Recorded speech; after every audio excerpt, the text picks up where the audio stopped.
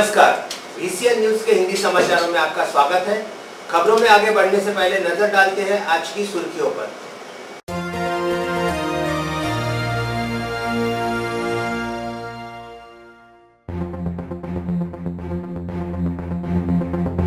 शीतल पाटिल हत्याकांड मामले में आरोपी सुनील गजभिये की कार, कपड़े और मोबाइल पुलिस ने किए जब्त। गढ़चिरौली से एक और आरोपी गिरफ्तार।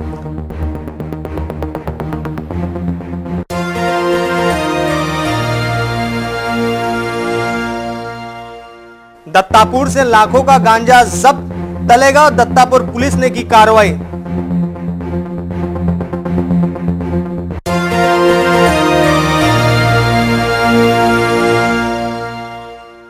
फ्रेजरपुरा पुलिस ने चांदूर बाजार से आरोपी तीरमारी की कार को किया जब्त।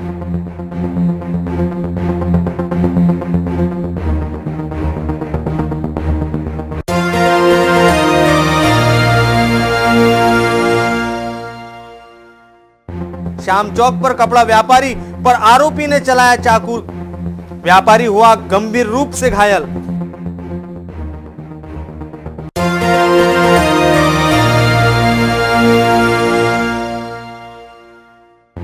और पारिवारिक न्यायालय का हुआ शानदार शुभारंभ।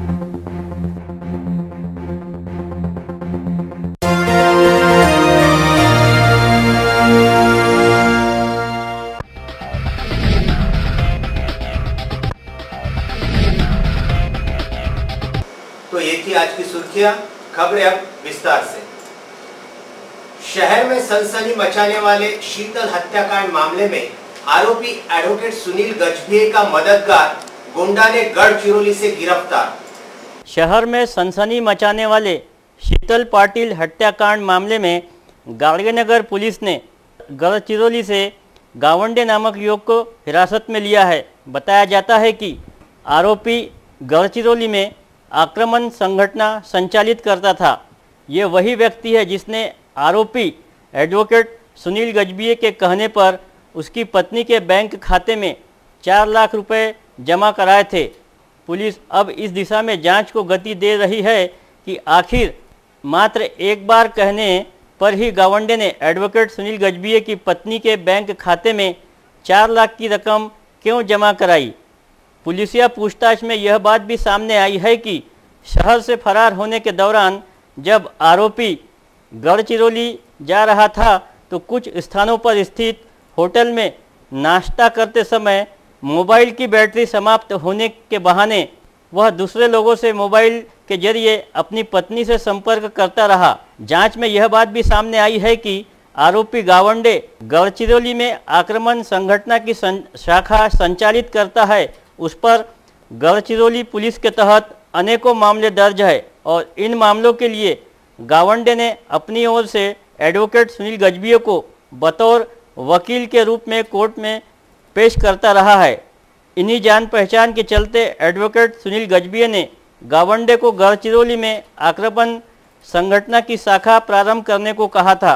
शीतल पाटिल हत्याकांड मामले पर पुलिस आयुक्त ने जानकारी देते हुए बताया है कि गाड़गेनगर पुलिस ने आरोपी एडवोकेट सुनील गजभिये का मोबाइल उसके ही घर से जब्त किया है, जो उसने घर के एक फर्नीचर में स्विच ऑफ कर रखा था। तो वहीं घटना वाले दिन आरोपी ने जो कपड़े पहन रखे थे वह भी पुलिस ने जब्त किए हैं। बताया गया है कि घटना वाली शाम मृतक शीतल पाटिल, एडवोकेट सुनील गजभिये तथा रहमत पठान एक साथ चांदूर बाजार में ही थे, लेकिन मौके से लगभग आधे घंटे के लिए आरोपी एडवोकेट सुनील गजभिये कहीं चला गया, जिसे भी पुलिस संदेह की नज़र से देखते हुए जांच कर रही है। अमरावती शहर के इरविन चौक स्थित शहीद स्तंभ का पूजन 23 मार्च शहीद दिन के अवसर पर किया गया। इस अवसर पर देशभक्ति गीतों की प्रस्तुति की गई। भारत देश की आजादी के लिए अनेकों वीर शहीदों ने अपना बलिदान दिया। शहादत के इन वीर जवानों के बलिदान से ही आज हमारा वजूद है, हम महफूज है। 23 मार्च को पूरे हिंदुस्तान में शहीद दिन के तौर पे मनाने की हिंदुस्तानी परंपरा है। 23 मार्च 1931 को शहीद भगत सिंह, शिवराम राजगुरु, सुखदेव थापर, इन तीनों शहीदों को लाहौर जेल में फांसी दी गई थी। इन तीनों की शहादत में 23 मार्च को शहीद दिन मनाया जाता है। हर साल की तरह 23 मार्च को इरविन चौक अमरावती स्थित शहीद स्मारक पर शहीद स्तंभ का पूजन कर हारार्पण किया गया और शहीद भगत सिंह, शिवराम राजगुरु, सुखदेव थापर को श्रद्धांजलि दी गई। इस अवसर पर प्रहार संगठन के चंदू खेड़कर, मनपा पार्षद दिनेश बुब तथा प्रहार संगठन के सभी पदाधिकारी मौजूद थे। शहीद स्तंभ पूजन के बाद देशभक्ति गीतों का कार्यक्रम पेश किया गया।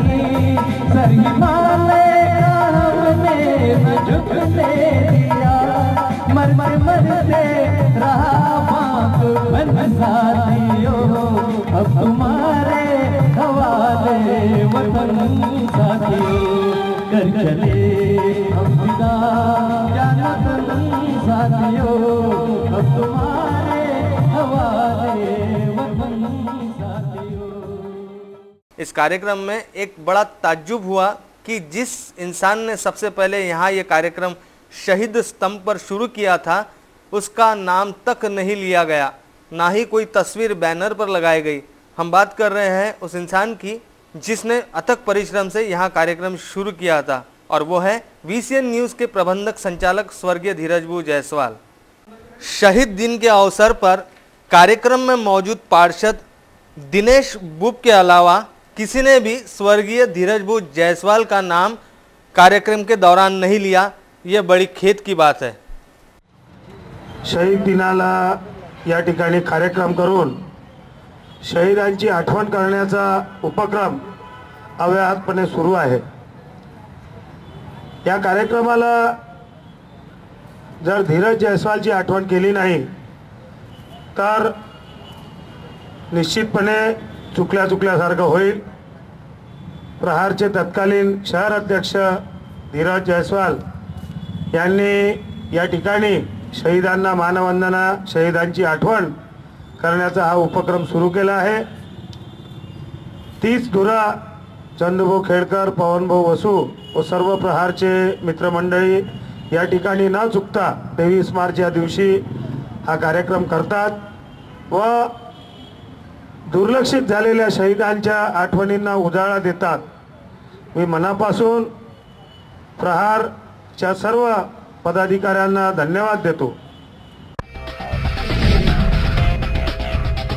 शहर के सिटी कोतवाली थाना क्षेत्र के शाम चौक में शनिवार की शाम उस समय सनसनी मच गई जब एक कपड़ा व्यवसायी को चाकू घोंपकर घायल कर दिया। शहर के भीड़ भाड़ वाले शाम चौक में शनिवार की शाम उस समय सनसनी मच गई जब गौरी नामक दुकान के संचालक को जेगू नामक युवक ने पैसों के विवाद पर चाकू घोंप दिया। मिली जानकारी के अनुसार गौरी नामक दुकान में एक युवती काम करती है। संबंधित युवती ने दुकान मालक से एडवांस के तौर पर कुछ रकम ली थी जिसे वापस दुकान संचालक मांग रहा था। इस बात को लेकर युवती ने जेगू नामक अपने परिचित युवक को यह बात बताई, जिस पर जेगू ने गौरी के संचालक से विवाद करते हुए पैसे न देने की धमकी दी और विवाद इतना बढ़ गया कि जेगू ने अपने पास से चाकू निकालकर गौरी के संचालक के पेट में चाकू घोंप दिया। इस घटना से मौके पर हड़कंप मच गया। तत्काल घटना की सूचना सिटी कोतवाली पुलिस को दी गई तथा आरोपी जेगू को हिरासत में लिया गया। बताया जाता है कि थाने में भी आरोपी जेगू ने काफी हंगामा मचाया है।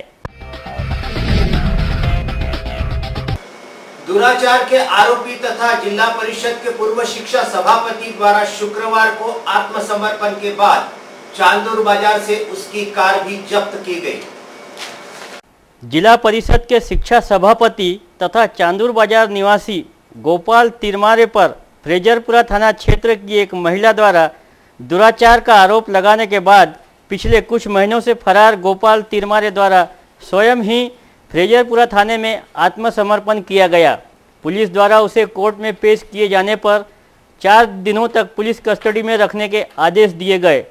तो वहीं दूसरी ओर पुलिस ने उसकी कार क्रमांक MH20 BC 0755 चांदूर बाजार से जब्त किया है। बताया जाता है कि अनेकों बार मिलने आए आरोपी गोपाल तिरमारे द्वारा इसी कार में पीड़िता को साथ ले जाने व दुराचार की घटना को अंजाम देने का आरोप है। फिलहाल इस मामले में फ्रेजरपुरा पुलिस आगे की जांच कर रही है। सायन दैनिक अमरावती मंडल के अग्रवाल परिवार द्वारा 5000 कन्याओं का पूजन एवं कन्या भोज प्रसाद का कार्यक्रम मच्छी सात अमरावती में संपन्न हुआ। आज चैत्र नवरात्रि की दुर्गाष्टमी निमित्त सातखेराड़ी स्थित अग्रवाल बंधु निवास पर कन्या पूजन व भोज कार्यक्रम का ऐतिहासिक आयोजन किया गया। इस आयोजन में रिकॉर्ड 5000 से अधिक कन्याओं ने हाजिरी लगाई, जिनकी सेवादारी करने असंख्य गणमान्य की भीड़ उमड़ी थी। शहर में पहली बार इतने भव्य पैमाने पर कन्या पूजन का संकल्प प्रत्यक्ष साकार हुआ। सुबह 9 बजे विधिवत 9 कन्याओं का पूजन कर कार्यक्रम की शुरुआत की गई। अग्रवाल बंधुओं ने परिवार के साथ देवी स्वरूप कन्याओं का पूजन कर उन्हें अपने हाथों से निवाले खिलाए। पश्चात सभी कन्याओं को माता रानी की भेंट व प्रसाद स्वरूप उपहार वस्तु प्रदान की गई, जिन्हें देवी स्वरूपा कन्याओं ने सहर्ष स्वीकार कर अग्रवाल परिवार को ढेर सारी शुभकामनाएं दी। यहाँ ये विशेष उल्लेखनीय है कि प्रतिवर्ष चैत्र व शारदीय नवरात्रि में शहर में अनेकों स्थानों पर घरेलू व सामाजिक स्तर पर कन्या भोज व पूजन के कार्यक्रम का आयोजन किया जाता है, जिसके लिए आवश्यक 9 कन्याओं की संख्या जुटाना भी कई बार बेहद टेढ़ी खीर साबित होती है। ऐसे में अग्रवाल बंधु पर आयोजित कन्या भोज पर पूजन में 2100 कन्याओं के संकल्प पर 5100 से भी अधिक कन्याओं की उपस्थिति ने इस आयोजन को अति भव्य व ऐतिहासिक स्वरूप प्रदान किया। इसके साथ ही यहाँ सर्वाधिक उल्लेखनीय बात यह रही कि कन्या भोज में उपस्थित कन्याओं के पूजन व उनकी सेवादारी करने के लिए शहर सहित जिले के गणमान्य भारी भरकम भीड़ स्वयं स्फूर्ता रूप से उपस्थित रही, जिनमें जिले के पालक मंत्री प्रवीण पोटे पाटिल, महापौर संजय नरवने, प्रसिद्ध उद्यमी प्रवीण मालू, संजय हरवानी, विधायक डॉक्टर अनिल बोंडे, आराधना के संचालक पूरन सेठ हबलानी, रिपाई के राष्ट्रीय महासचिव डॉक्टर राजेंद्र गवई, पार्षद दिनेश बुब, शीतल बुब, अर्चना पवार, जोन सभापति कुसुम साहू, पार्षद अजय सारस्कर, सूरज तलडा, प्रभाकर वाड़से, सुधा तिवारी सहित बड़ी संख्या में मान्यवर मौजूद थे।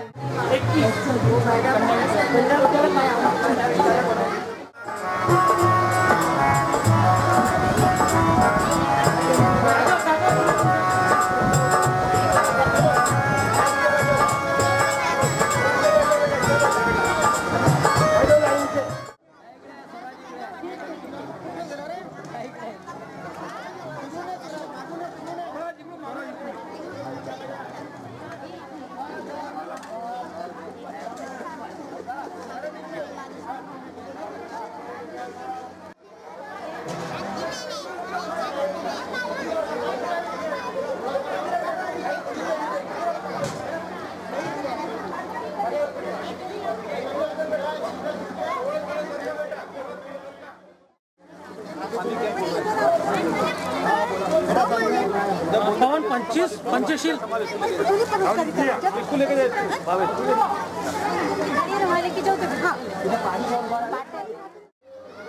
नवरात्र के शुभ और पावन पर्व पर अग्रवाल परिवार द्वारा मानस व्यक्त किया गया था कि शहर की चौं ओर की लगभग 2100 कन्याओं को हम उनका पूजन करें एवं पूजन करें।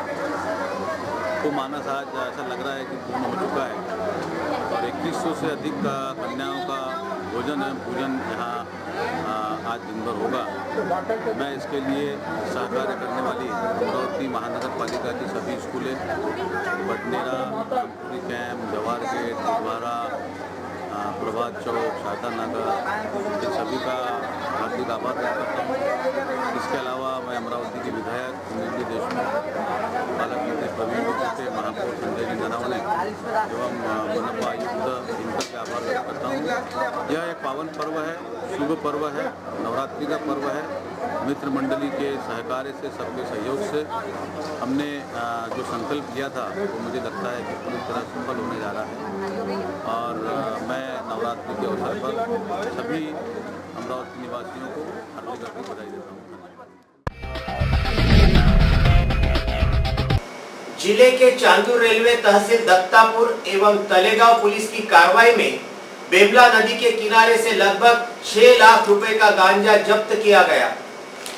जिले के दत्तापुर तथा तलेगांव पुलिस की ओर से की गई कार्रवाई में अलग अलग बोरियों में भरकर रखा गया लगभग 6 लाख रुपए का गांजा सहित अन्य सामान जब्त किया गया है। लेकिन इस मामले में फिलहाल कोई आरोपी पुलिस के हत्थे नहीं चढ़ पाया है।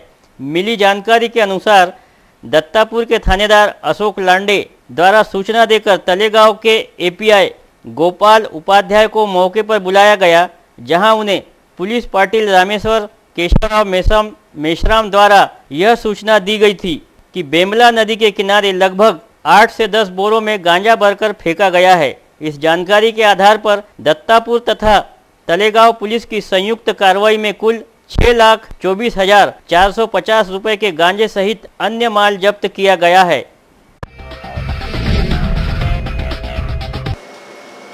जागतिक क्षय रोग दिन एवं स्नेह सम्मेलन आयोजन समिति द्वारा जागतिक क्षय रोग दिन सांस्कृतिक भवन में संपन्न हुआ।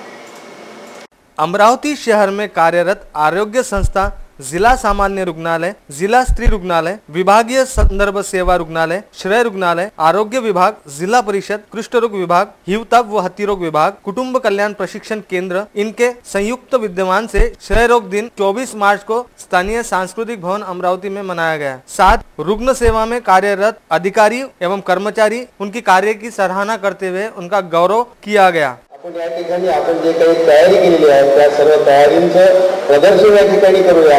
आपण सगळे एकच आहोत, त्यामुळे कुठेही कोणी पावना नाही आहे। सगळे आपल्या सगळ्यांच्या समोर आपल्याला ज्या कलागुणांना वाव द्यायचा होता ते साध्य करायचं आहे आणि मी सगळ्यांना या प्रसंगी आपल्या हातून जे आपल्याला जी कला आवडत आहे त्या कलाचं चांगल्यात चांगलं प्रदर्शन व्हावं, आपल्याकडनं एक चांगल्यात चांगलं सगळ्यांचं मनोरंजन व्हावं आणि एक नवीन ऊर्जा सगळ्यांना मिळावी नवीन वर्षासाठी अशी ईश्वराची प्रार्थना करतो।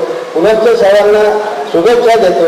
साथ ही उनके अंदर छुपे कला गुणों को निखारने के लिए संस्था की ओर से सामूहिक स्नेह सम्मेलन का भी आयोजन इस दौरान किया गया, जिसमें नृत्य लावनी की प्रस्तुति दी गई।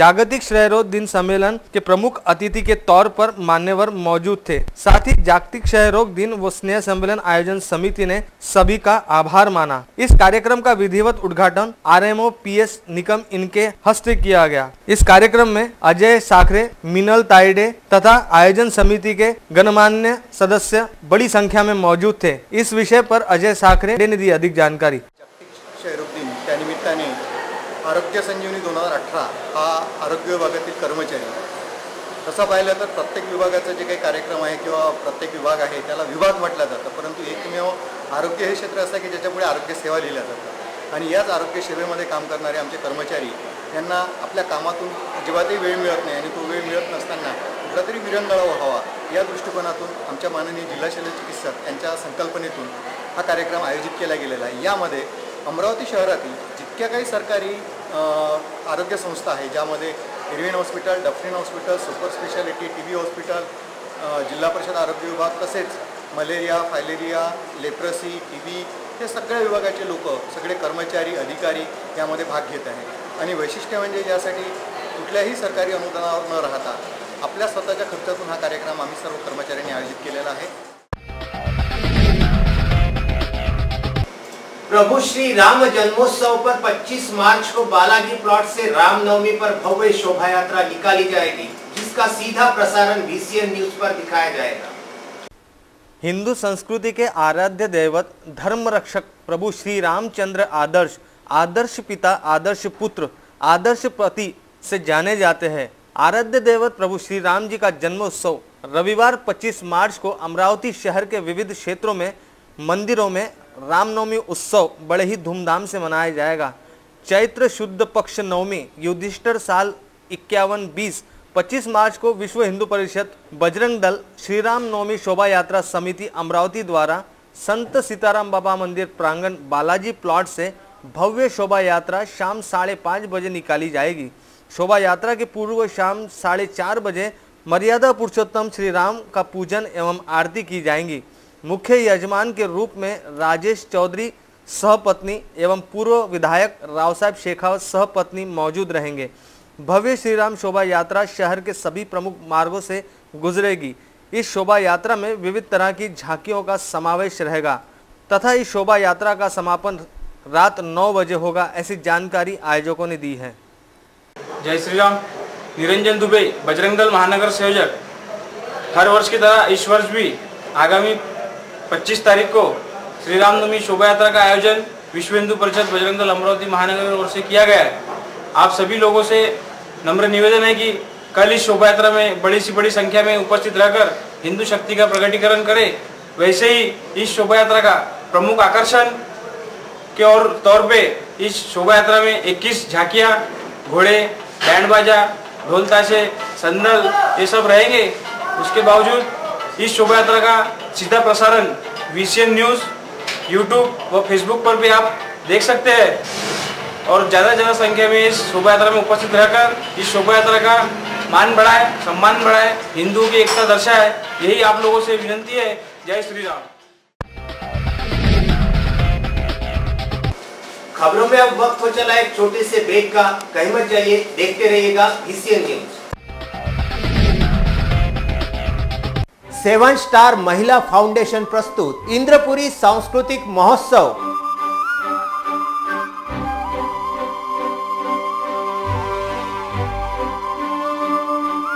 इंद्रपुरी सांस्कृतिक महोत्सव एवं फूड फेस्टिवल 29, 30, 31 मार्च एवं 1 अप्रैल 2018 science core ground Amravati. Indrapuri सांस्कृतिक महोत्सव एवं food festival science core ground Amravati. 7 star welcome, see you.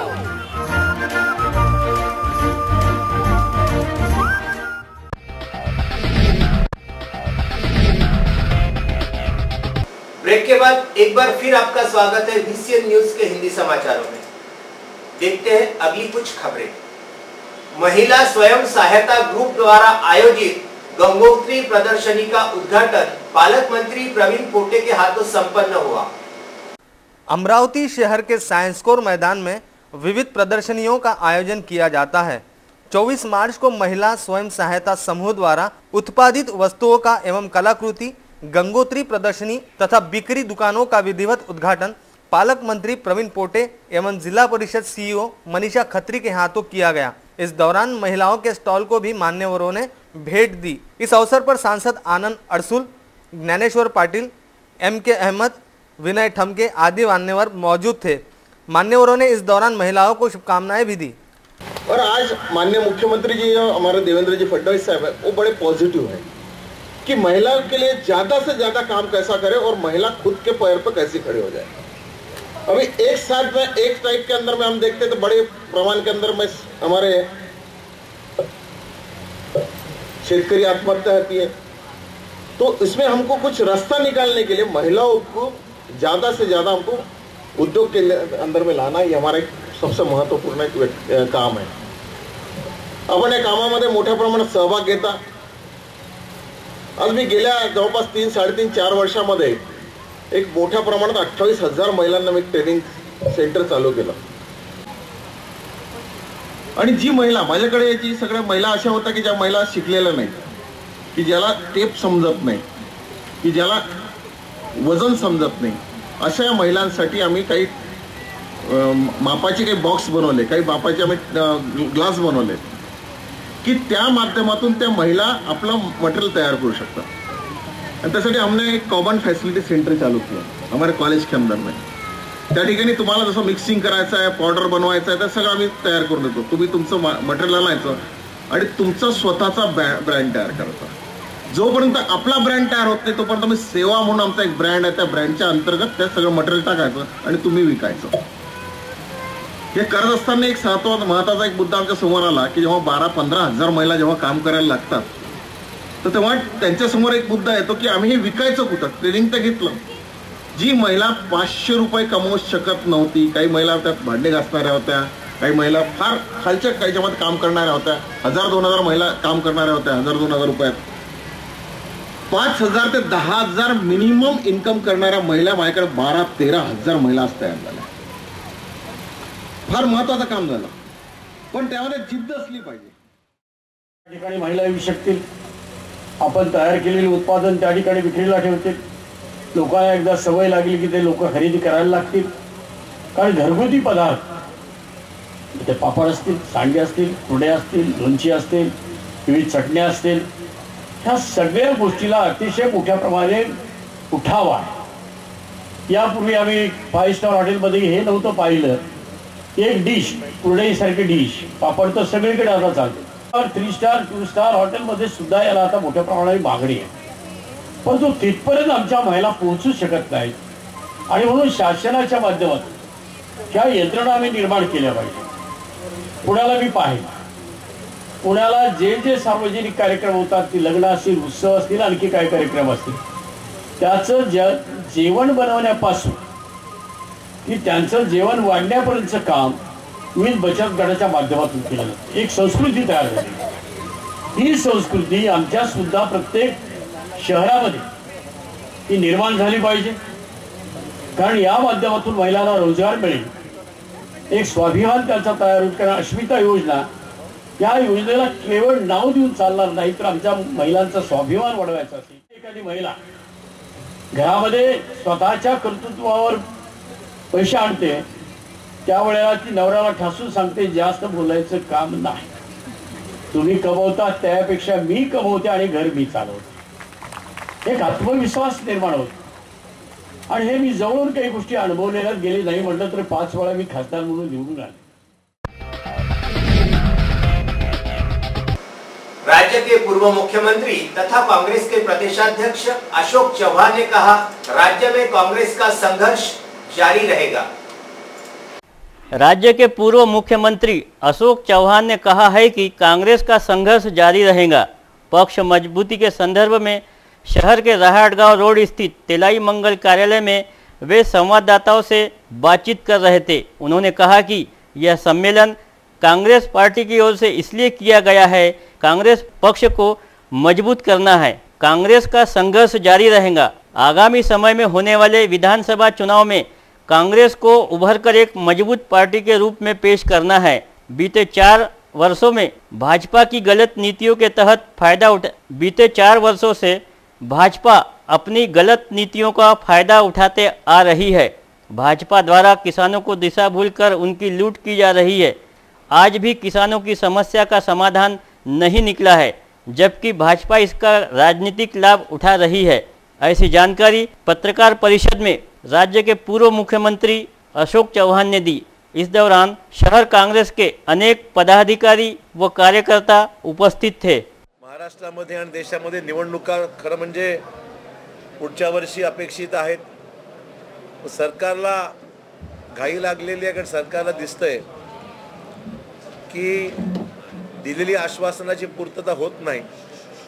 लोकांमध्ये प्रचंड प्रक्षोभ हा निर्माण झालेला आहे आणि ज्या काही निवडणुका विशेषतः पोटनिवडणुका ज्या झालेल्या आहेत त्याच्यामध्ये भाजपला आलेलं अपयश हे लक्षात घेता पुढं परिस्थिती याच्यापेक्षा बिकट होऊ शकते आणि म्हणून कदाचित महाराष्ट्रामध्ये नोव्हेंबर-डिसेंबरला सुद्धा निवडणुका होऊ शकतात। पुन्हा सत्तेवर खाली घेतल्याशिवाय मी स्वस्थ बसणार नाही। 2018 हो किंवा 19 असो, ज्या निवडणुका येतील त्या निवडणुकीमध्ये जोरदारपणे काँग्रेस आपली तयारी करणार आहे आणि त्यातून या राज्यामध्ये आम्हाला यश मिळेल याबद्दल आम्ही खात्री आहे। सरकारची ढासळलेली जी आर्थिक परिस्थिती आहे त्या परिस्थितीला एकंदरीत काहीतरी पर्याय तोडगा काढण्याचं काम प्रयत्न सुरू आहे। म्हणजे आर्थिक नियोजन पूर्णपणे या सरकारचं कोलमडलेलं आहे। त्याचंच एक एकंदरीत या सगळ्या गोष्टीतून एक स्पष्ट होते की सरकार आता फार काळ म्हणून निवडणुका केव्हा घ्यायची जी भूमिका मी मांडतोय की सरकारला दिसतंय की सरकार केव्हाही कोसळून पडू शकतं। ना अण्णा असताना अण्णांचा मानसन्मान आम्ही नेहमीच ठेवला आहे। मी मुख्यमंत्री असताना, पृथ्वीराजजी असताना, विलासरावजी असताना, शिंदेसाहेब असताना अण्णांनी ज्यावेळी सकारात्मक भूमिका काय आणले विषय नवीन, तर आम्ही बैठक घ्यायचो, चर्चा करायचो अण्णांची। त्यामुळे अण्णांचे जे काही विषय आहेत अण्णा नेहमीच महाराष्ट्राचा हिताचा विचार केला आहे। त्यामुळे आम्ही तर भूमिका अण्णांच्या योग्य गोष्टीला नेहमी आम्ही प्रतिसाद दिलेलाच आहे। रामनवमी के महापावन पर्व पर रविवार को रहेगी शहर में शोभा यात्राओं की धूम। पुलिस का रहेगा कड़ा बंदोबस्त। हिंदू संस्कृति के पावन पर्व रामनवमी के अवसर पर रविवार को अंबा नगरी में शोभा यात्राओं का जोर रहेगा। पूरे अमरावती के अलग अलग थाना क्षेत्रों के तहत कुल 45 शोभा यात्राएं विविध सामाजिक तथा धार्मिक संगठनों द्वारा निकाली जाएंगी। इनमें से 4 से 5 शोभा यात्राओं पर पुलिस का विशेष ध्यान रहेगा, जो संवेदनशील बताई गई है। इसके साथ ही नांदगांव पेठ से एक दुपहिया रैली निकाली जाएंगी, जो राजापेट से निकलने वाली शोभा यात्रा में शामिल होंगी। कल रविवार को शहर भर में शोभा यात्राओं के आयोजन को देखते हुए पुलिस आयुक्त ने विशेषकर रविवार को जिन पुलिस कर्मियों का साप्ताहिक अवकाश रहता है उनकी छुट्टी रद्द कर दी है। इसके साथ ही पुलिस आयुक्तालय सहित अन्य थाना क्षेत्र को मिलाकर कुल 1000 पुलिस कर्मियों को बंदोबस्त ड्यूटी में लगाया गया है। रविवार दोपहर से ही शहर में निकलने वाले विविध स्थानों से शोभा यात्रा के मद्देनज़र पुलिस आयुक्त तथा सभी पुलिस उपायुक्त एवं सहायक आयुक्त ऑन रोड होंगे। इस संदर्भ में स्वयं पुलिस आयुक्त ने बताया है कि 1000 पुलिस कर्मचारियों के अलावा 250 होमगार्ड की तैनाती की जाएंगी। साथ ही SRPF की एक कंपनी भी तैनात की जाएंगी। रामनवमीचा उत्सव साजरा होता है शहरामध्ये। सुमारे 45 मिरवणुका आहेत छोट्या मोठ्या, 4-5 मिरवणुका मोठ्या आहेत। मोठ्या मिरवणुकाला आम्ही मोठ्या प्रमाणात बंदोबस्तही नेमलेला आहे। छोट्या मिरवणुकीला सुद्धा बंदोबस्त नेमलेला आहे। सर्व DCP, सर्व ACP, सर्व सिनियर PI, सर्व अधिकारी कर्मचारी उद्या ऑन रोड राहणार आहे दुपारनंतर। त्याशिवाय शहरामध्ये जे काही महत्त्वाचे चौक आहेत त्या ठिकाणी आमचा पोलीस बंदोबस्त राहील। संमिश्र वस्तीमध्ये पोलीस बंदोबस्त राहील। त्याशिवाय जिथं मार्ग आणि आसपास ज्या मस्जिद आहेत त्याच्या आजूबाजूला सुद्धा बंदोबस्त मोठ्या प्रमाणावर। विशेष करून सावनपुरा हा पॉकेट जो आहे, सावनपुराच्या त्या ठिकाणी एक्स्ट्रा SRP, होमगार्ड आणि सर्व सुसज्ज असं शस्त्र साहित्यानिशी पोलीस बंदोबस्त त्या ठिकाणी ठेवण्यात येणार आहे। ठराविक तासामध्ये ते सावनपुराच्या चौकीजवळ रस्ताही बंद आम्ही ठेवणार आहे। अशा रीतीने एकंदरीत तो झाला। नंतर शहरातले राजकमल चौक असेल, इतर काही चौक असेल त्यावर बंदोबस्त राहील आणि छोट्या मोठ्या मिरवणुकीतून सुरुवातीपासून शेवटपर्यंत बंदोबस्त राहणार आहे। त्यामध्ये व्हिडिओग्राफी राहणार आहे आमची। साऊंड जे ध्वनी प्रदूषण दृष्टिकोनातून ते पण आमचे मशीन आहेत कोणी जर डॉल्बी लावला किंवा DJ लावला तर त्या दृष्टिकोनात दोन्ही वापर केंद्र नियमितपणे ठेवण्यात आलेले आहे.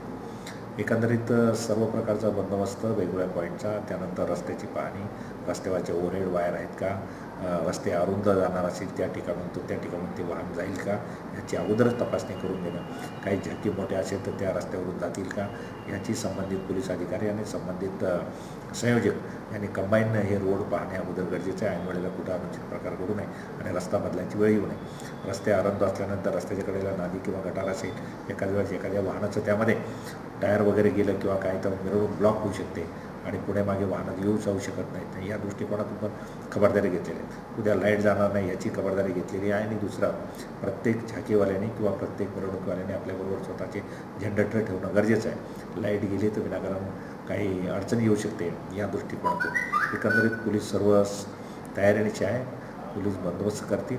फक्त सर्व नागरिकांना आणि विशेष करून जे वेगवेगळ्या मिरवणुकीचे जे ऑर्गनायझर आहेत त्यांनी एक आपला उत्साह साजरा करावा. पण आपल्या मिरवणुकीमुळे आपण काढलेल्या याच्यामध्ये आपल्यातलेच काही कार्यकर्ते मद्यधुंद अवस्थेमध्ये किंवा इतर काही अतिउत्साहपोटी काहीतरी कायदा हातात घेऊ नये यांनी पण खबरदारी पाहिजे आणि पोलीस त्या पद्धतीनं सहकार्य करण्याची भावना ठेवलेली आहे. कुठलाही अनुचित प्रकार घडू नये असं अपेक्षित आहे आणि घडणार नाही असंही अपेक्षित आहे. तर योग्य तो पोलीस बंदोबस्त ठेवलेला आहे. एकंदरीत सर्व नागरिकांना आव्हान आहे की उद्या पोलिसांना योग्य ते सहकार्य करावं. रामनवमीच्या सर्वांना शुभेच्छा. धन्यवाद. मुंबई उच्च न्यायालय के न्यायाधीश श्रीमती वासंती नाइक के हाथों पारिवारिक न्यायालय का उद्घाटन संपन्न। हाल ही में कैंप स्थित नवनिर्मित अदालत का उद्घाटन बड़े ही ठाट बाट से किया गया, जिसके निर्माण में करोड़ों की निधि लगी है। अत्याधुनिक तरीके से निर्माणाधीन इस अदालत के उद्घाटन पश्चात यहाँ लगभग सभी अदालतें प्रारंभ हो चुकी है।